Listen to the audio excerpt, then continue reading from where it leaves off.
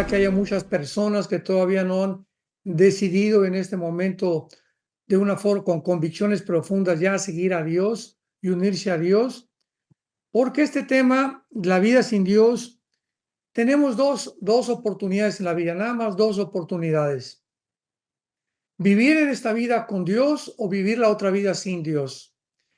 Tú no puedes vivir cuando tú te mueras la otra vida con Dios, cuando en esta vida, piénsalo muy bien, cuando en nuestra vida tu vida no fue con Dios.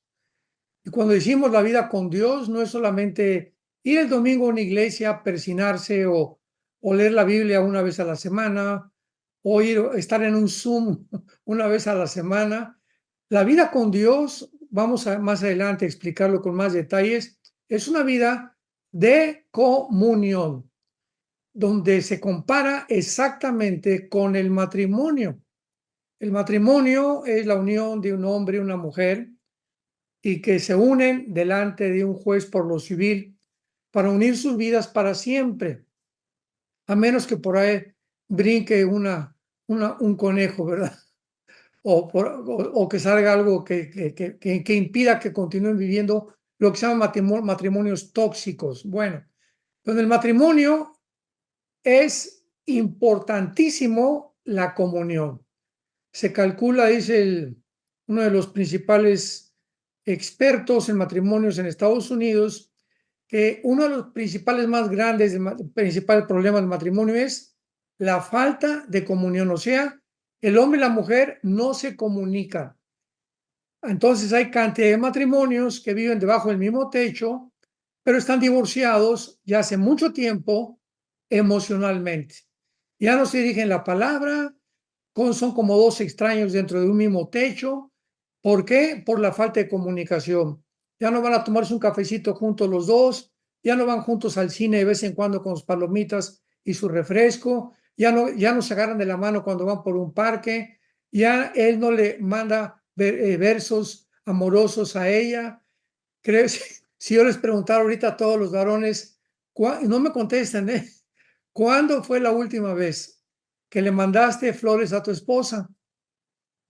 Yo nada más oí que dijeron, desde que nos casamos, ¿verdad? Todos estos detalles tan importantes para la mujer son importantes también para Dios. Entonces, como se compara con el matrimonio, la comunión con Dios, es exactamente lo mismo. Hay personas que dicen que son cristianas, pero nunca se comunican con Dios, nunca oran, no tienen un tiempo de oración continuo, fijo, metódico, van, repito, nada más el domingo a la iglesia, etcétera, etcétera. Y esa no puede ser, no se puede llamar que tú viviste con Dios, porque la vida con Dios es una vida de comunión, de continua comunicación. Tú le hablas a Dios a través de la oración, Él nos habla a nosotros a través de las Sagradas Escrituras. Entonces la vida con Dios es lectura de la palabra de Dios y oración. Muy bien. La vida sin Dios en esta corta vida es realmente una verdadera tragedia, porque llevará inevitablemente a 5 cosas, si les quieren apuntar, 5 cosas inevitables que conducen a una persona que vive sin Dios. La primera, vas a vivir una vida humanista, no humanitaria. Vean ustedes la diferencia entre el humanismo y el humanitarismo. El humanismo es la filosofía que centra su vida en el ser humano. O sea, para la persona humanista o el filósofo humanista o la persona que no tiene a Dios, vive de esta manera. Él sabe que después de esta vida no hay nada, no hay cielo, no hay infierno, no hay Dios y si no hay Dios, todo se vale. Entonces, una persona humanista, en segundo lugar, cree que el ser humano es capaz de resolver los problemas que nos rodean actualmente y que siempre nos han rodeado, y que el ser humano tiene la capacidad para poder resolver los problemas. Somos capaces de resolver los problemas del matrimonio, somos capaces de resolver el problema con los hijos. Yo tengo demasiado inteligencia, tengo 3 doctorados para resolver mis problemas, nadie me va a enseñar. yo puedo abrirme paso, yo voy a ser una persona de éxito, etcétera, etcétera. Ese es el humanista. Está centrado y confiado en el ser humano. Entonces, este tipo de personas son, en primer lugar, humanistas que se concentran solamente en creer que el ser humano es aquel que va a poder resolver todo. Y ahorita estamos viviendo esta vida precisamente. Les he hablado varias veces de el presidente del Foro Económico Mundial. Foro Económico Mundial, búscalo en Google. Es un alemán que se llama Klaus Schwab y cada año se reúnen en Davos, en Suiza, y él continúa propagando de que vamos a ser dioses, que ellos van a desarrollar y van a idear la forma en la que debemos vivir este año, cuando hay pandemia, qué moneda se debe usar, a dónde podemos viajar. Todas estas cosas las maneja el Foro Económico Mundial. O sea, se han convertido en la élite, se han convertido en una plataforma donde ellos están dictando los protocolos.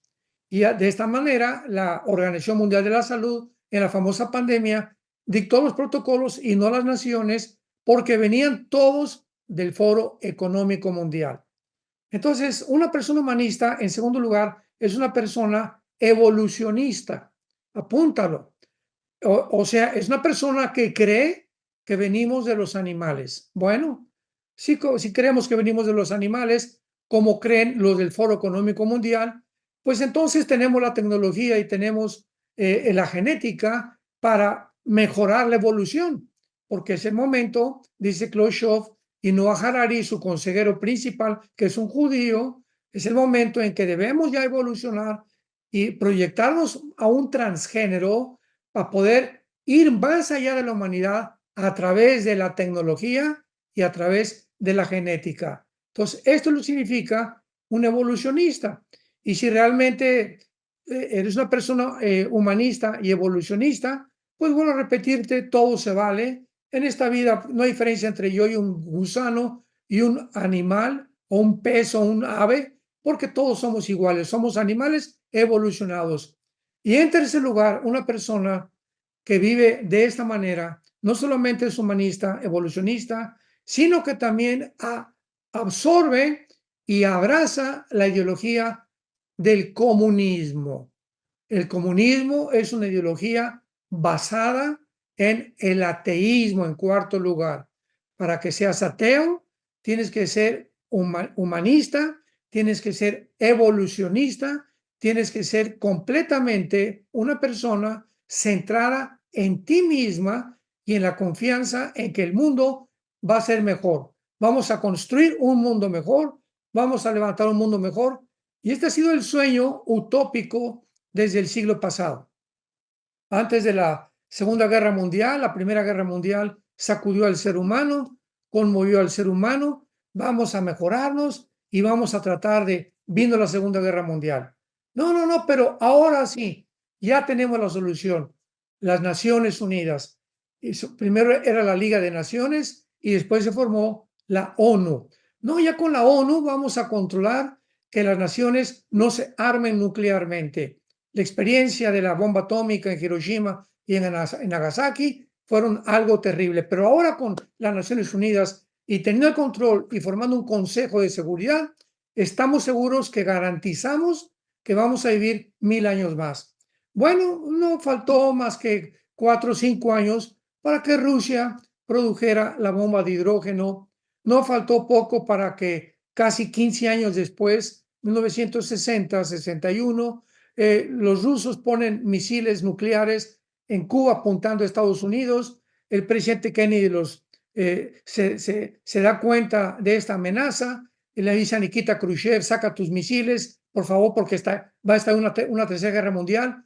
Después de la Segunda Guerra Mundial, fue la única vez en el siglo pasado en que el mundo estuvo a punto de una verdadera tercera guerra mundial. Si no hubieran sacado los misiles y Khrushchev no los hubiera hecho caso a Kennedy, hubiera el mundo estallado. Así que así seguimos avanzando, entramos al siglo XXI, ¿verdad? Y nos encontramos ya ahorita con tambores de guerra de una tercera guerra mundial. Este es el ser humano, humanista. Es inevitable que una persona sin Dios llegue a este punto, a esta tragedia en la que el ser humano se encuentra actualmente. En segundo lugar, cuando una persona vive sin Dios, inevitablemente va a ser una vida sin sentido, sin propósito y sin significado. Leamos en el libro de Eclesiastés, estoy seguro que todos traen su Biblia siempre, en el capítulo 2, la vida de un hombre llamado el rey Salomón. Salomón, Dios le permite, todos los ejemplos en la Biblia son para nuestra enseñanza, dice 1 Corintios 10. Las cosas que se escribieron antes, todas son para nuestra enseñanza. Aprendemos de Abraham, aprendemos de Jacob, aprendemos de Moisés, aprendemos de todos algo que Dios nos quiere enseñar, para que no atravesemos los problemas que ellos atravesaron. Entonces Salomón, Dios le permite durante casi 40 años vivir sin guerras, al contrario de su papá. David, se menciona, era un varón de sangre, pero Salomón era un hombre relajado, me imagino bien parecido. Su trono, dice en Primera de Reyes, era de oro puro, con leones, los escalones de oro puro. Bueno, era impresionante el dinero que tenía Salomón, pero además era un hombre que Dios le dio una sabiduría que jamás ningún otro ser humano en toda la historia, hasta el siglo XXI, la ha tenido como Salomón. Y para ello está como botón de muestra su libro Eclesiastés y los libros de los Proverbios. Entonces Salomón era inteligente, era sabio y multimillonario. ¿Qué cosa sucede cuando una persona sube, tiene éxito, tiene dinero, tiene poder? En ese momento, la Biblia dice que Dios hace que funcione algo dentro del organismo humano, porque no fuimos diseñados para alcanzar el éxito ni el progreso sin Dios. Entonces, cuando una persona tiene mucho dinero, ya se hizo presidente de la República o ya tiene un éxito como empresario, además tiene dinero, etcétera, etcétera, es inevitable que esa persona se ensoberbezca, número uno. Número dos, esa persona va a creer que él puede hacer lo que le da la gana. Va a creer que porque nada más tengo una mujer, puedo tener dos, tengo el dinero ya, le puedo pagar el departamento a un amante, a mi secretaria, etcétera, etcétera. Y comenzamos a ensoberbecernos porque nos descompone el poder. Decía un César Romano, el poder corrompe y el poder completo corrompe completamente. Así que Salomón permitió a Dios que llegara a ese punto para mostrarnos de qué forma cuando él tenía todo y comienza a hacerse a un lado y a poner a Dios a un lado, veamos a la conclusión que llegó Salomón, porque quiero ponerles de antemano en evidencia que el libro de Eclesiastés es un libro donde Salomón ve las cosas. Van a encontrar esta frase casi en todo Eclesiastés: arriba del sol y debajo del sol. Cuando él habla que él está debajo del sol, está viendo el mundo del sol hacia abajo. Y cuando dice arriba del sol, es del sol hacia Dios. Entonces, Eclesiastés es un libro que él lo escribe con su sabiduría desde la perspectiva en la que el ser humano llega sin Dios. Capítulo 2, versículo 11, por ejemplo, dice Salomón: miré yo luego todas las obras que había hecho, fuentes, cascadas, palacios, imaginémonos caballerizas, todo lo que hizo. Mire todo lo que yo había hecho y el trabajo que tomé para hacerlas. Y he aquí, esta es su conclusión: después de todo lo que hice, fui ingeniero, fui arquitecto, fui presidente, fui diputado, fui esto, fui empresario. Me di cuenta que todo era vanidad. Es muy importante la palabra vanidad, porque la palabra, apúntenla, Evel, con H y con B grande y L de Lola, Evel, que significa sin sentido, vacío o sin propósito. Vamos a ver. Vi que todo lo que yo había hecho era una vaciedad, porque a pesar de tener todo lo que hice y todo lo que yo era, seguía sintiéndome vacío.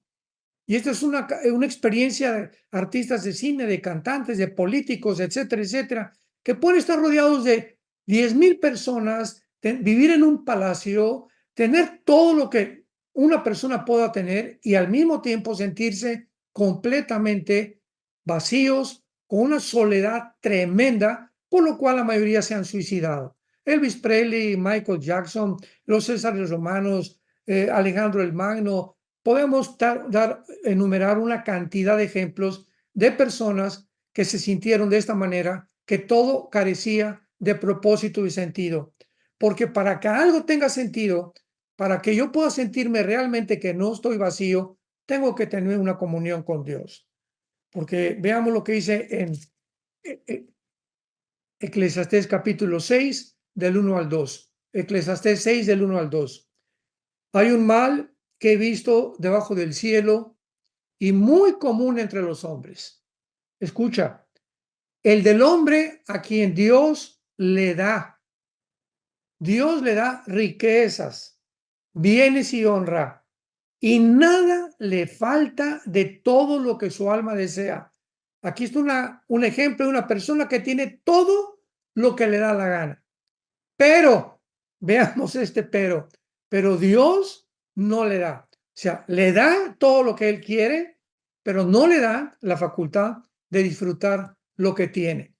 Entonces, no es simplemente lo que tú tengas, porque si tú no tienes a Dios, no importa la cantidad de dinero, los logros que alcances, el nivel que alcances de éxito, de progreso, nunca lo vas a disfrutar.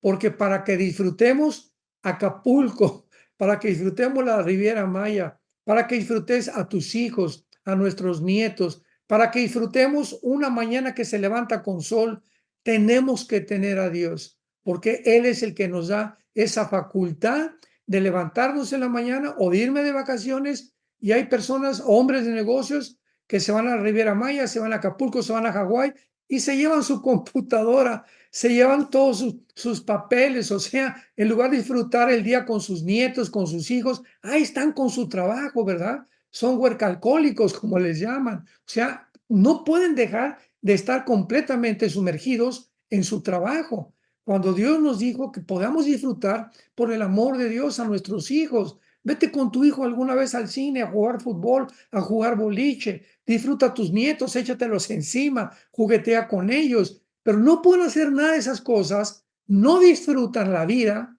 por vivir lejos de Dios. Y cuando lo tratan de hacer, lo hacen de una forma completamente falsa y errónea. Regresamos al capítulo 2 de Eclesiastés y veamos otro pensamiento de Salomón. Eclesiastés 2, versículo 11. Versículo, perdón, 15 ahora. Entonces dije yo en mi corazón, como sucederá al necio, me sucederá también a mí. ¿Para qué pues he trabajado hasta ahora por hacerme más sabio? Y dije en mi corazón que también esto era vanidad. Salomón llega ahora a concluir desde otra perspectiva. Bueno, pues ya he trabajado, no disfruté nada, no hay ningún sentido con lo que hice. Y además de todas estas cosas, tengo mucha sabiduría y he comprendido muchas cosas del mundo y soy muy inteligente, pero ¿cuál es el propósito por el cual yo he trabajado? O sea, he juntado de una forma análoga en el siglo XXI, pues dice una persona, pues ya tengo 10 millones de pesos, ya llegué a los 50 millones de pesos, 30 millones de pesos, ¿y qué? Y cuando tú te mueras, pregunta, es lo que Salomón nos trata de decir, cuando tú te mueras, compadre, ¿qué vas a hacer con ese dinero? ¿A quién se lo vas a dejar? Ah, pues he trabajado para mis hijos. Mira, si tú les dejas una casa a tus hijos y ese hijo no tiene a Jesucristo, va a ser la maldición, escucha, va a ser una maldición en lugar de una bendición, porque va a desparramar los bienes, lo vamos a ver más adelante, porque no va a saber cómo usarlos, porque no tiene a Dios. Pero si tú te mueres y no les dejas nada a tus hijos, pero les dejaste el testimonio de la vida de Jesucristo, te aseguraste en tu vida que pasaste el tiempo con ellos, les hablaste, dices el testimonio que realmente que Jesús es real, se convencieron tus hijos que Jesús es real por tu testimonio, por cómo te tratabas a su mamá, cómo los tratabas a ellos, cómo mirabas a las mujeres cuando andabas con ellos solo en las calles o en los centros comerciales. Y cuando tú te mueras, ese hijo está garantizado que nunca lo dejará Jesucristo, porque es la garantía más grande que le podemos dar a nuestros hijos, que podamos morir en paz sabiendo que ellos caminan con el Señor Jesucristo y no al contrario. Y es lo que dijo Salomón: ¿para qué he trabajado? ¿Para hacerme más sabio? Tenemos a Friedrich Nietzsche, el padre de los ateos del siglo XX. No ha habido un filósofo más inteligente, más capaz, más astuto que Friedrich Nietzsche, un alemán. Y llegó el momento, con toda su sabiduría y con todo el conocimiento que tenía, de decir: no necesito a Dios. Toda la sabiduría, todo el dinero que pudo alcanzar, no le sirvió de nada. Acabó, se volvió homosexual y se acabó casi en un hospital psiquiátrico. Se aventaba sobre su piano, su hija lo tenía que detener, se volvió loco. ¿Por qué? Porque nunca entendió que la vida sin Dios es una vida sin propósito, sin sentido, humanista, evolucionista y centrado en uno mismo. En tercer lugar, una vida sin Dios es una vida donde se ama al dinero sobre todas las cosas. Una persona que no tiene a Dios es una persona que ama el dinero y sus posesiones sobre todas las cosas. Veamos Eclesiastés capítulo 5 y dice así, versículo 14. Bueno, versículo 10 en adelante, Eclesiastés 5 del 10 en adelante. Escuchemos lo que dice el hombre multitrillonario que ha existido hace casi 3000 años. El que ama el dinero no se saciará del dinero, y el que ama el mucho tener no sacará fruto. También esto es vanidad, o sea, también esto es hueco, vacío, carente de propósito y sentido. ¿Se acuerdan? Cada vez que ven la palabra vanidad, inmediatamente recuerda el significado. Cuando aumentan los bienes, también aumentan los que los consumen. Qué bien pues tendrán su dueño, sino verlos con sus ojos. Dulce es el sueño del trabajador, coma mucho, coma poco, pero al rico no le deja dormir la abundancia. O sea, dice Salomón, los campesinos que vemos en el campo, ¿verdad? Se acuestan en la noche, no tienen nada, no tienen cuenta en el banco, pero al rico, en lugar de que duerma más tranquilo que un campesino que no tiene absolutamente nada, está pensando, y mañana, y lo invierto, y Wall Street, y la bolsa de valores, y si me roban el dinero, y ya cayó el petróleo, y ya cayó el peso. Al rico, dice la Biblia, no lo deja dormir la abundancia. Hay un mal doloroso que he visto debajo del sol: las riquezas guardadas por sus dueños para su mal, las cuales se pierden en malas ocupaciones, y a los hijos que engendraron nada les queda en la mano. Como salió del vientre de su madre desnudo, así vuelve, yéndose tal como vino, y nada tiene de su trabajo en su mano. Y en el Nuevo Testamento el apóstol Pablo en 1 Timoteo 6:10 dice: porque el que ama el dinero, la maldición y la raíz de todos los males es el amor al dinero, el cual, desviándose muchos, cayeron en tentación y en lazo, y en tentaciones muy graves que hunden a los hombres en perdición. Todos los que están en las cárceles, si tú vas a las cárceles, nosotros tenemos un ministerio de cada 15 días en las cárceles. En los 80 íbamos a la cárcel de mujeres, a Santa Marta Catitla, etcétera, etcétera. Me acuerdo que Alan nos acompañaba de niño, y cuando yo visitaba las cárceles, todos los que están en las cárceles, ¿por qué están? Porque creyeron unos centavos más. Si yo robo, si yo defraudo, si yo engaño fulano de tal, si yo obtengo esto, ya voy a ser feliz, o me va a sacar de mis problemas, sin saberlo, que se hunden todavía más profundamente. ¿Por qué lo hicieron? Porque no tenían a Dios. No era Dios su refugio, no era su roca, no era su plataforma, era el dinero, porque una vida sin Dios está creyendo que siempre es el dinero lo que me va a dar la felicidad y lo que me va a sacar de problemas. Y en cuarto lugar, una vida sin Dios es una vida a la inmoralidad. Una persona que no tiene a Dios, todo se vale. O sea, el adulterio no es adulterio porque yo soy evolucionista, no hay diferencia entre los animales y yo. Además, estoy centrado en mí mismo. Además, con mi dinero puedo tener mucho más amantes. Es una vida de inmoralidad. Dice la Biblia en el libro de Colosenses, capítulo 3, versículo 5 y 6. Colosenses 3, del 5 al 6. Perdón, sí, hagan morir lo terrenal en ustedes: fornicación, impureza, pasiones desordenadas, malos deseos y avaricia, que es idolatría, cosas por las cuales la ira de Dios viene sobre los hijos de desobediencia. ¿Quieres hacer enojar a Dios? Vive una vida inmoral. Si hay algo que hace enojar a Dios y comienza Dios a hacerte a un lado y comienza Dios a tratar de ya parar sus bendiciones en tu vida, ve pornografía. O ten pornografía escondida en tu casa, o ten por ahí un amante, o ten relaciones con tu novio.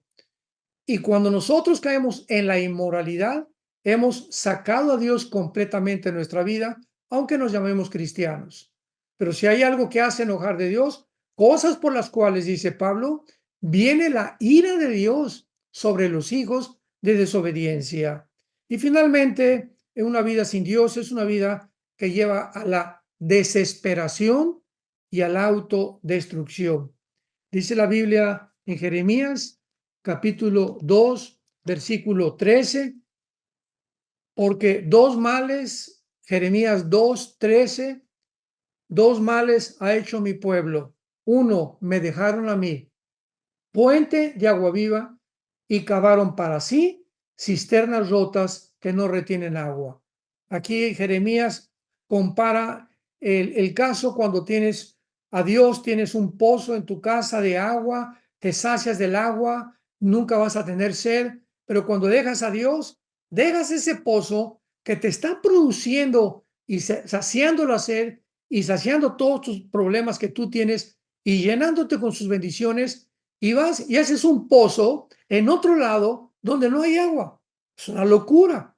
¿Cómo teniendo un pozo en tu casa vas a escarbar otro lugar para creer que vas a encontrar agua? Es una locura. Es exactamente la vida sin Dios. Llegas a la desesperación creyendo que ahora sin Dios tú vas a tener mejores soluciones y voy a encontrar un mejor trabajo y me voy a ir mucho mejor, o me puedo divorciar y casarme con otra muchacha más joven. ¿Por qué? Porque no necesito a Dios. Ahora bien, veamos la vida sin Dios en la otra vida.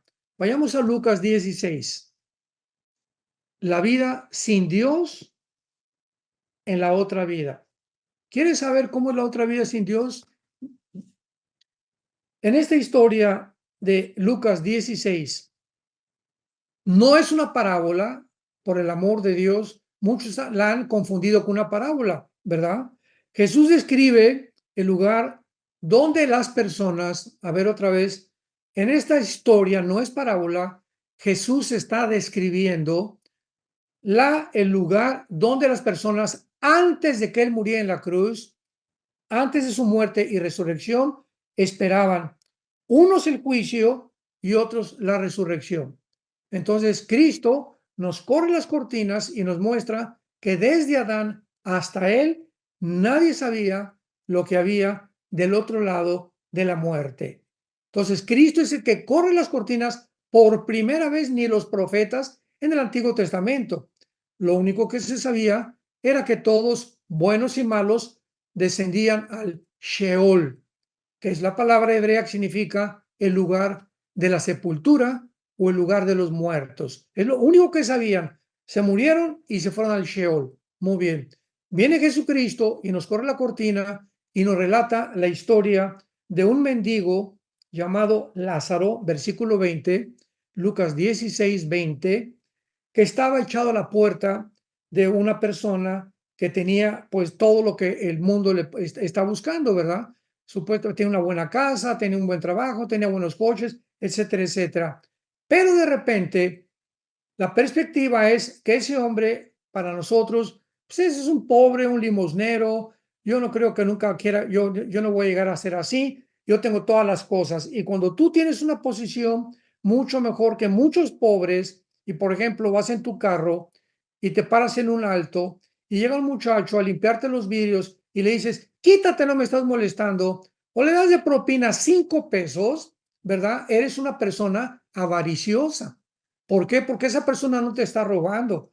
Cualquier trabajo es bueno y honroso y digno. Hasta los boleros que limpian los zapatos, hasta los sirvientes que te hacen la comida o que te barren tu casa, tenemos que considerar que el que se ocupa en el pobre, Dios lo bendice. Y cuando no hacemos eso y comenzamos a creer que somos superiores y quítate de aquí, o el bolero, quítate aquí, no me estés molestando, ya me manchaste mis zapatos, tonto, o comenzamos a insultar a la gente o a los indígenas sintiéndonos nosotros mejor que ellos, ten mucho cuidado porque tu cristianismo es una fanfarronada.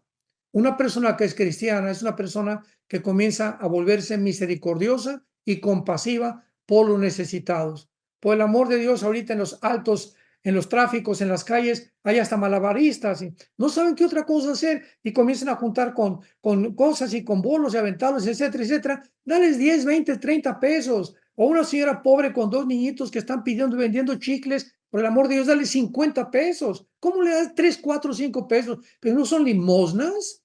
Y cuando vivimos de esa manera, estamos ofendiendo a Dios gravemente. Bueno, pues algún día ellos van a morir y tú también vas a morir. Y mira lo que dice Jesucristo en el versículo 22. Aconteció que murió el mendigo, el limosnero, el pobre que no tenía nada, y fue llevado por los ángeles al seno de Abraham. Y murió también el rico y fue sepultado. Y en el Hades, aquí la palabra Hades es la transliteración de la palabra hebrea Sheol. O sea, cuando se tradujo la Biblia del hebreo al griego, esta versión se llamó la Septuaginta, la Septuaginta. Y cuando se tradujo el hebreo al griego, la palabra Sheol se tradujo en el griego Hades, que significa infierno. Entonces bajaron al infierno, estando en tormentos, dice la Biblia, y vio de lejos a Abraham y a Lázaro. Entonces aquí encontramos que el mendigo fue trasladado por los ángeles y el otro descendió al lado del infierno. Versículo 23. Comencemos a analizar rápidamente la vida sin Dios en el otro lado. Y en el Hades alzó los ojos estando en tormentos. Apúntalo, número 1. En la otra vida, las personas vamos a seguir mirando. Continuaremos teniendo vista. Pregunta, ¿qué acaso cuando te mueres, te mueren los gusanos o te entierran, no nos comen los gusanos los ojos y el cerebro y no quedan más que los puros huesos? Entonces, ¿cómo es posible que en la otra vida podamos seguir viendo? Porque Dios tiene, ¿verdad?, un cuerpo tanto para los que están en el infierno, como los que van al cielo, como lo vamos a ver. Pero vemos nosotros entonces que realmente hay ojos espirituales y hay ojos físicos. Entonces, los ojos físicos no te permiten ver más que las cosas físicas, pero cuando Dios nos abre los ojos espirituales con el Espíritu Santo, ves la Biblia y ya no la ves con los ojos físicos. Y el Espíritu Santo nos hace los ojos de una forma tal que cuando leemos la Biblia entendemos el significado espiritual. Número 2, dice la Biblia más adelante que estaban en tormentos. En segundo lugar, en el infierno no es Reino Aventura, no es Las Vegas, no es el Palacio de Chapultepec. En la otra vida, las personas que están en el infierno, si tú te mueres hoy en la noche o mañana te atropella un carro o te mueres de una embolia cerebral o un ataque al corazón y te mueres sin Dios, desciendes al infierno y vas a estar en tormentos. Dice el versículo 24. Entonces él dando voces. Número 3, dentro del infierno va a poder comunicarse las personas. En la otra vida nos vamos a poder comunicar, tanto los que están en el infierno como los que están, como lo vamos a ver ahorita, en el seno de Abraham. Experimentaban tormento y estaban esperando, en cuarto lugar, misericordia, cosa que jamás la volverán a tener. Cuando tú te mueras en ese momento, nunca, nunca, nunca, nunca más va a haber misericordia, ni amor, ni gracia para tu vida. Se acabó. La única oportunidad, la única, escucha esto, qué terrible es y qué grave y qué cosa más desagradable creer que puedes tú morir y puedes seguir disfrutando. Cuando es la única oportunidad, dice la Biblia, cuando oigas su voz, no te endurezcas. Hebreos capítulo 3. Hoy es el día de la salvación, hoy es el día que Dios te está hablando. No endurezcas tu corazón por el amor de Dios. Tú puedes morir en cualquier momento y yo también, pero nosotros, gracias a Dios por la gracia de Dios y la muerte de Cristo en la cruz, tenemos asegurada la salvación. Luego dice el versículo 24, pide a misericordia y vean qué cínico. Todavía creía que Lázaro seguía siendo su siervo. Ten misericordia y envía a Lázaro. Háganme el favor nada más. Envía a Lázaro para que moje la punta de su dedo en agua y refresque mi lengua porque estoy atormentado en esta llama. En cuarto lugar, en el infierno van a tener sed. Van a pedir misericordia y no habrá. Van a poder ver y van a tener que ser atormentados con las cosas que están viendo. Y vemos nosotros en el versículo 25, pero Abraham le dijo, acuérdate, en quinto lugar, en el infierno van a tener memoria, van a seguir recordando. Recuerda, le dice Abraham, que tú recibiste bienes en tu vida y Lázaro también males ahora en esta vida. Y ahora es consolado aquí y tú atormentado. Qué cosa más tremenda que a partir de todas estas cosas que acabamos de mencionar, todavía sigan siendo atormentados por sus recuerdos. Y veamos lo que esta persona en el infierno le dice a Cristo más adelante. Versículo 26. Entonces le dice a Abraham en último lugar, además de todo esto, una gran cima está puesta entre nosotros, o sea, el Sheol, el lugar donde todos los muertos, buenos y malos, descendían antes de Cristo, se llamaba Sheol. Y ahora Jesucristo nos revela, nos corre la cortina, que había una división entre los que estaban en el infierno y los que estaban en el paraíso o en el seno de Abraham. Entonces estaban completamente separados y claro que los que estaban en el infierno querían pasar al otro lado, pero no podían. Los que estaban en el paraíso, pues verdad, ni de chiste van a estar pensando, voy a ver de curiosidad cómo está el infierno. Entonces le dijo, hay una gran cima, de modo que los que quieran pasar para acá no pueden ni tampoco pasar para allá. Y finalmente, el hombre en el infierno le dijo, te ruego, Padre, que envíes a la casa de mi padre. Fíjense lo que le dice. La persona del infierno está tan atormentado de saber que hay familiares de él allá en Querétaro, allá arriba todavía, y le dice a Abraham, tengo 5 hermanos en Querétaro, suponiendo que están ahí cerca de tu casa, para que les testifique a fin de que no vengan también ellos a este lugar de tormento. Esta persona en el infierno, en los tormentos que se encontraba, estaba con con un anhelo y con un deseo, por favor, que vaya alguien ahí arriba y les diga que sí es cierto, que sí existe el infierno, que hay un lugar de tormento después de esta vida y que después de esta vida ya no va a volver a haber otra oportunidad jamás. Y entonces Abraham le contestó, a Moisés y a los profetas tienen, óiganlo. Él entonces dijo, no, padre Abraham, pero si alguno fuere a ellos de entre los muertos, se arrepentirán. En otras palabras, le dice Abraham, ¿sabes una cosa? No hay otra manera de que una persona responda más que a través de la Biblia. Le cita el Antiguo Testamento. Ahí tiene la Biblia, que la oigan. Y le contesta al que está en el infierno, no, no, no, pero mira, si en la noche llegan a casa de mi papá o de mi abuelito y se le aparece un ángel y les dice, arrepiéntete, el cielo existe, se van a arrepentir. Y le dice a Abraham, versículo 30, no, padre, pero si alguno fuere de ellos, se arrepentirán. Mas Abraham le dijo, si no oyen a Moisés y a los profetas, o sea, si no le creen a la Biblia, tampoco se persuadirán, aunque alguno se levante de los muertos. ¿Por qué? Porque la fe es por el oír, Romanos 10:17, y creer con el corazón. Y la fe es por el oír y el oír por la palabra de Dios.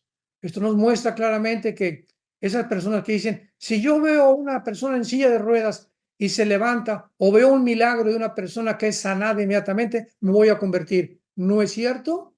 No es cierto, no es cierto.